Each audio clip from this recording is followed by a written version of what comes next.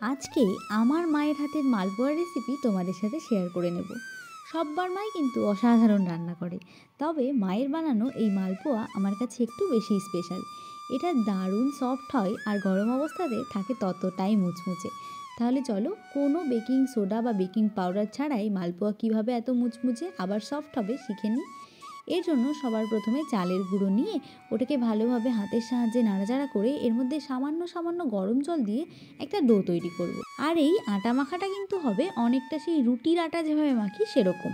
হ্যাঁ, আমি আগেও মালপোয়া করেছি, তবে সেটা এভাবে না মেখে লিকুইডভাবে গুলেই করেছি। এভাবে মায়ের থেকে শিখে যা বুঝলাম, এতে কিন্তু মালপোয়াটা আরও সফট হয়। এই আটা মাখার সময় তাড়াহুড়ো করে একবারে বেশি জল না দিয়ে অল্প অল্প করে জল দিয়ে বেশ ভালোভাবে এটাকে মাখতে হবে। মাখা যত ভালো হবে মালপোয়া কিন্তু ঠিক ততটা সফট হবে। আর আমার মা মালপোয়াগুলো এমন বানায় সাইডটা যেন ফুলের পাপড়ির মতন হয়। আর তোমরা কে এই পিঠেটাকে কী নামে চেনো আমায় বলো দেখি। কারণ মালপোয়া নামটা কিন্তু আমি অনেক বড় হয়ে শিখেছি। ছোট থেকে আমি এটাকে তেলের পিঠে নামেই চিনতাম। এছাড়া পাকান পিঠে, পোয়া পিঠে, ভাজা পিঠে আর সবচেয়ে ফেমাস মালপোয়া নাম তো এর রয়েইছে। এদিকে আটা মাখবার সময় চিন্তা করার কিন্তু একদমই কোনো কারণ নেই যে আটা এত শক্ত মাখা হলে মালপোয়া হবে কিভাবে। তাই বলে রাখি, আটা মাখবার পর যখন আমরা গুড়টা এর মধ্যে অ্যাড করব, তখন কিন্তু এর কনসিস্টেন্সি একেবারে ব্যালেন্স হয়ে যাবে। এদিকে আটা মাখার সময় আমি যে জলের ব্যবহার করলাম, জলের জায়গাতে কিন্তু গরম দুধ দিয়েও এটা বানানো যায়। অনেকে আবার চাইলে এর মধ্যে সামান্য মৌরি গুঁড়োও ব্যবহার করেন। এর মধ্যে আটাটা আমার মাখা হয়ে গেছে। এদিকে আমি সামান্য সামান্য করে গুড় এর মধ্যে দিয়ে দেব। গুড় দেওয়ার কারণে কিন্তু মালপোয়ার রঙটাও যেমন ডার্ক হয়, তেমন স্বাদটাও হয় দারুণ। এখানে যদি কেউ চিনির মালপোয়া করতে চায়, তাহলে চিনিটাকে গরম দুধ বা জলে গুলে নিয়ে অথবা চিনিটার গুঁড়ো করে নিয়ে ব্যবহার করা যেতে পারে। আর গুড়ের মালপোয়ার স্বাদই তো হয় অন্যরকম। এদিকে গুড় দিয়ে আস্তে আস্তে মেখে নেবার ফলে কিন্তু মালপোয়াটার ব্যাটার অনেকটা পাতলা হয়ে আসবে।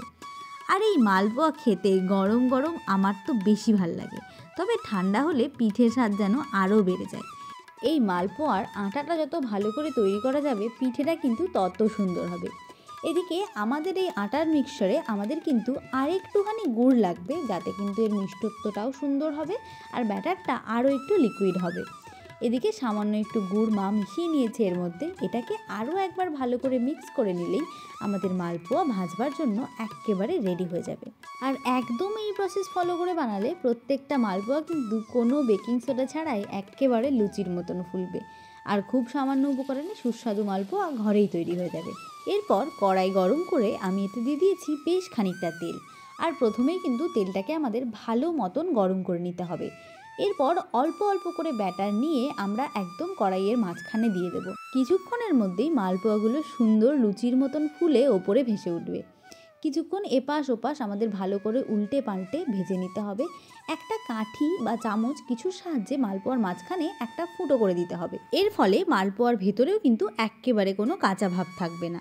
তারপর ওই কাঠিতে করেই কড়াইয়ের ধারে কিছুক্ষণ বাঁধিয়ে রাখলে মালপোয়ার যে অতিরিক্ত তেলটা সেটাও ঝরে যাবে। এদিকে আস্তে আস্তে সমস্ত মালপোয়াগুলোই ভেজে নেওয়া হচ্ছে। মালপোয়াগুলো কিন্তু একটাও উইদাউট ফেল পুরো লুচির মতন ফুলে উঠছে। আর আজকে তো মা পিঠে করছে, আর আমি পাশে দাঁড়িয়ে নতুন হওয়া পিঠে ট্রাই করব না, এটা কি কখনো হতে পারে? এদিকে এই পিঠেটা বাইরে থেকে যতটা ক্রাঞ্চি, ভেতর থেকে ঠিক ততটা সফট। আমি যতক্ষণে পিঠে খাচ্ছি, এদিকে বাকি পিঠেগুলোও কিন্তু তৈরি হচ্ছে। আর এই যে কাঠিটা দেখছো, এটা কিন্তু আমাদের বাড়িতে স্পেশালি এই মালপোয়া বানানোর জন্যই তৈরি হয়েছিল।